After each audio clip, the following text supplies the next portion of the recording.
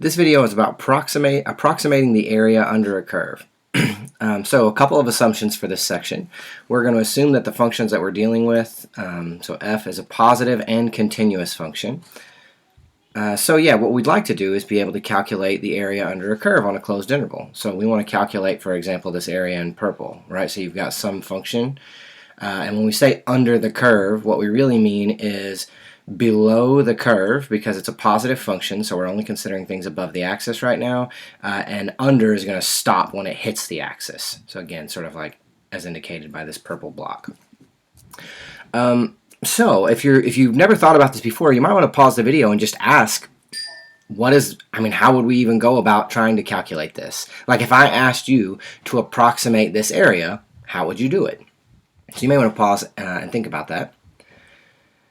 Okay, so if you're back, a common way to do this, and one that many people come up with if you were to ask them to do it in real time, is to use some rectangles to approximate it. So basically what the strategy here is, you choose a number n, that's going to be the number of rectangles. You divide whatever interval you're looking at into n equal subintervals, so you're going to chop it up into n pieces. So that's going to be the width of each rectangle. So you may want to pause and ask yourself, if you've got an interval a to b and you're chopping it into n pieces, how wide is each piece? So it turns out that it's going to be b minus a over n, right? B minus a is the length of the interval, and we're dividing it into n pieces. And then you commonly either use the right ends of these subintervals or the left ends of these subintervals or the middle of each subinterval to get your sort of height representatives. So what do I mean by that? Let's just look at some pictures here. So for example, let's say I want to let n equal 4. Okay, so I take my interval from a to b, I chop it up into 4 equal pieces. So 1, 2, 3, 4. Again here, 1, 2, 3, 4.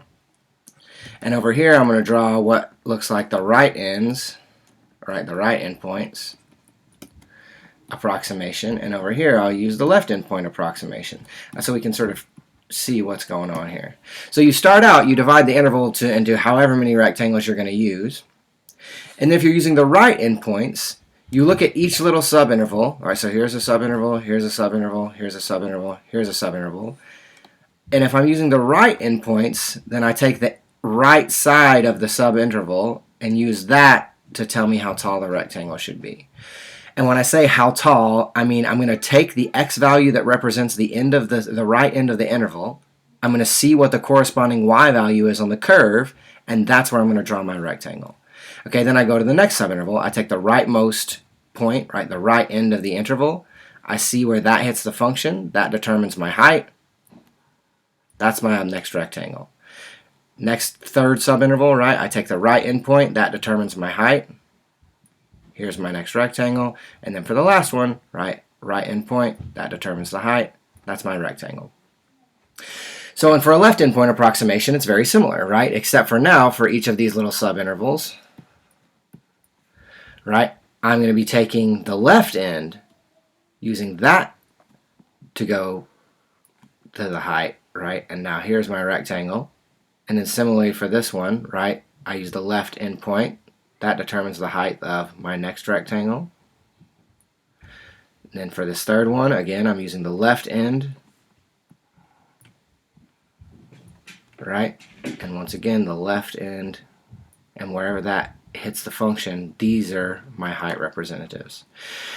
Right, so a couple things to point out. One, depending on the shape of the curve, you may get over approximations or under approximations. So for example, right, like if we're adding up all of the area for these, right, that's not going to give us the full area because we're missing these little triangles under the curve. And over here, we're going to have too much area, right? So, by the way, the idea for midpoint is you take the middle of each subinterval, which we'll talk about in just a second. But yeah, so here we're missing some area, so it's an under approximation. Here we've got extra area, so it's an over approximation. And again, it's not like right is always under and left is always over. It depends on the shape of the curve. So let's look at a left endpoint, or a midpoint approximation rather, just real quick before we move on. So again, using the same setup, And now let's do midpoints.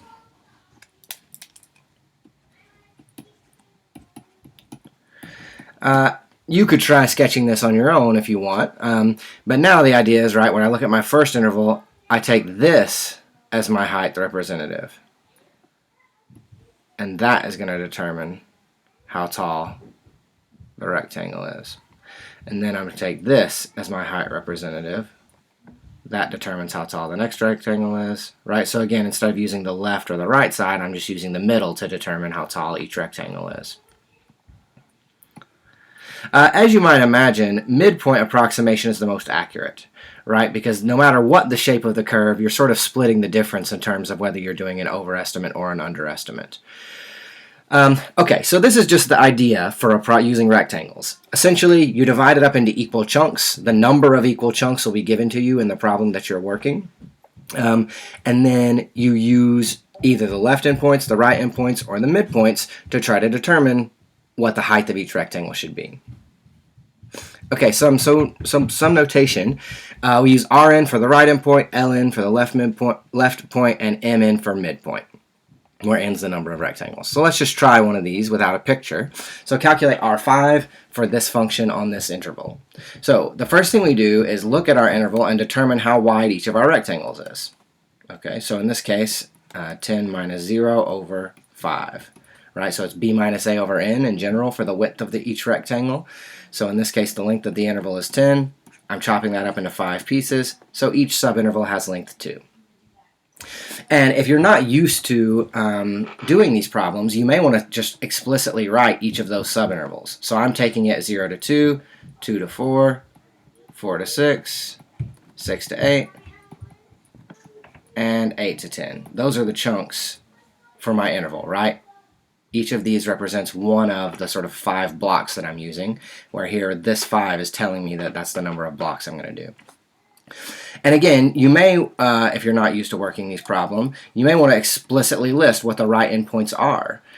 So in this case, if I look at all these intervals, the right endpoints are, right, 2, 4, 6, 8, and 10.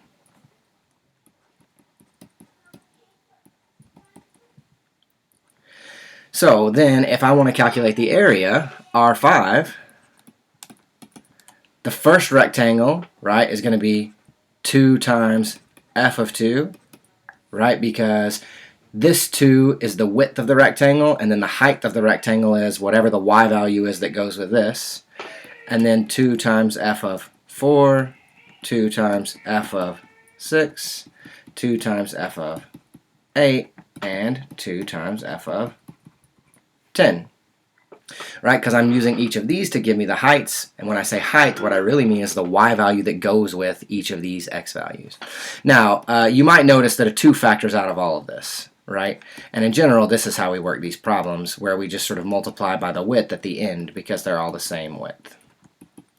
So then you just have to figure out what are the y values that go with these things, and that's based on your function. Here our function was x squared plus 1.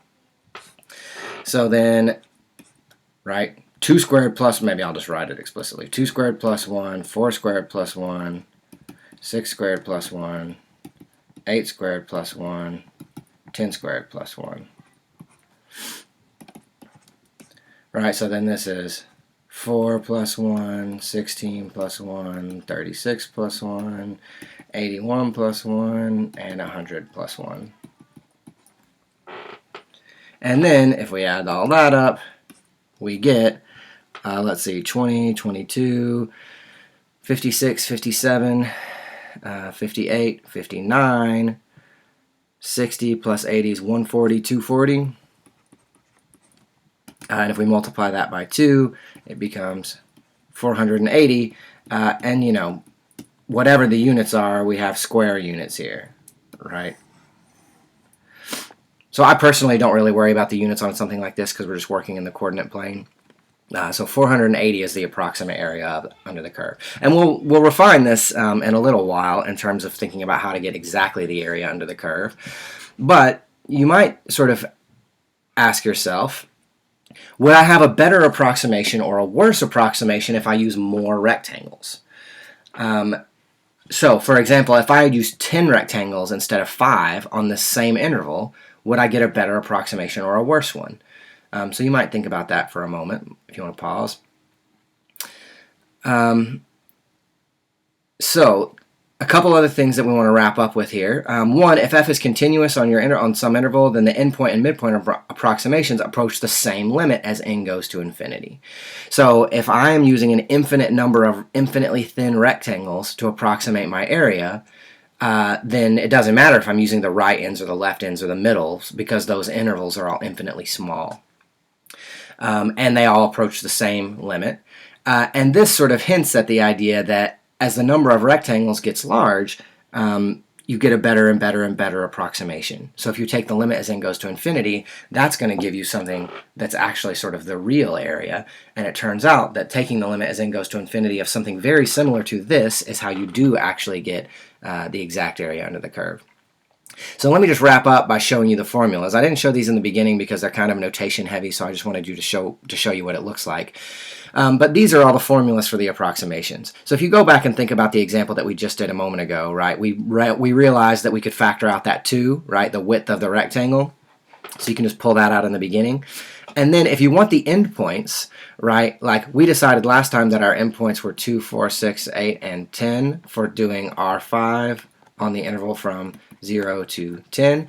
If you didn't explicitly like break this out into subintervals, you could calculate the endpoints directly, which is to say 0 plus 2, 0 plus 4, right, 0 plus 6, and then at the end, right, 0 plus n, which is 5, right, times delta x, which is 2, or 0 plus 10, right? So this would have given me 2, 4, 6, 8's missing in there somewhere, and 10.